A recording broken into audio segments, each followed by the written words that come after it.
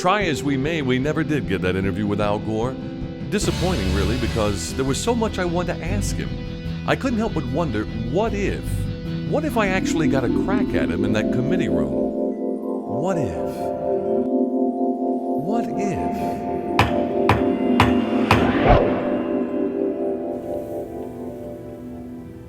And now we'll turn to questions from the committee. We'll begin by recognizing the gentleman from Tennessee. Thank you, Mr. Chairman. Mr. Gore, I want to start out by saying for the record that those of us on our side are pro-environment. We all want clean air and clean water. I don't think there's any question about that. I don't question your sincerity for one moment. Well, I appreciate that, and I wish I could return the compliment, but there's just some things that bother me about the way you've been conducting your life, some of the things you've said over the years. For instance, you've stated repeatedly that CO2 is a pollutant, and we've had scientist after scientist testify before this committee that says that CO2 is not a pollutant. Do you dispute that? I want to address the point that you made about the science. I believe that it's important to look at the sources of the science that we rely on.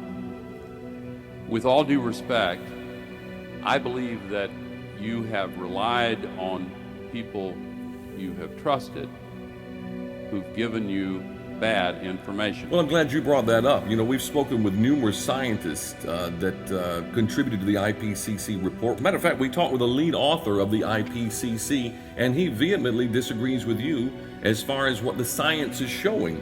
And for years, this body has relied on you with your testimony on global warming, and for years this body has taken your testimony as fact. What were you thinking?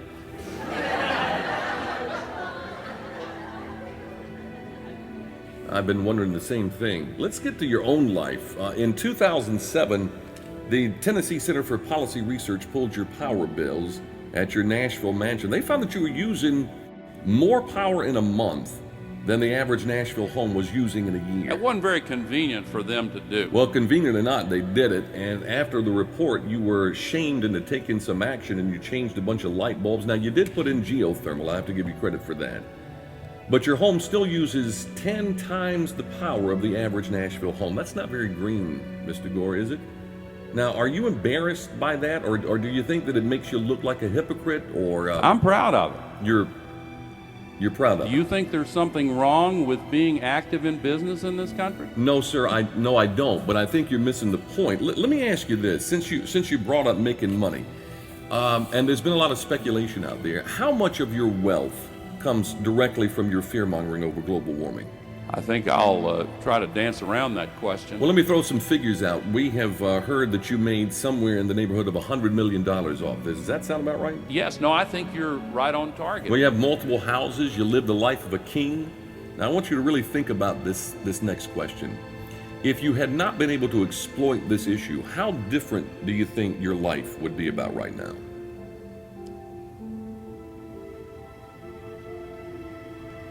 Would be awful to contemplate. I have no idea. Well, you may want to contemplate that because you were worth less than $2 million when you left office, right? And now you're worth over $100 million. So when this whole global warming thing starts to crash down, you may have to learn to live off a lot less. I don't know how. Well, let me assure you, and I think I speak for the rest of my colleagues here, it can be done. And that's part of the issue here that we're talking about. Part of this is about being able to relate to those who are lower down on the financial food chain. And everything that you're proposing is going to drive up costs. It's going to drive up the cost of gasoline. It's going to drive up the cost of electricity. All that in turn is going to drive up the cost of everything out there. And it seems to me that those who you're going to be hurting the most are those who are already hurting the most. And I'm talking about, of course, the poor. Would you agree with that? I genuinely believe that. We look at the fact that poor and disadvantaged people in our country, as well as in the rest of the world, are those most likely to be victims of this. Indeed, many already have been.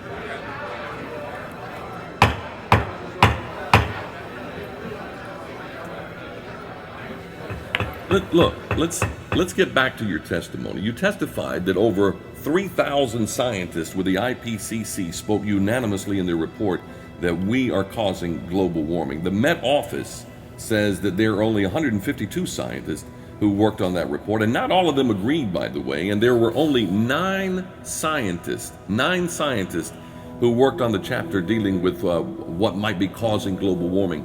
According to how many scientists do you base this theory of yours that man is causing global warming?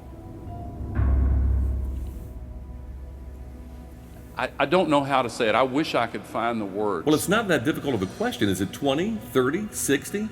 According to how many scientists do you base that theory? According to one scientist.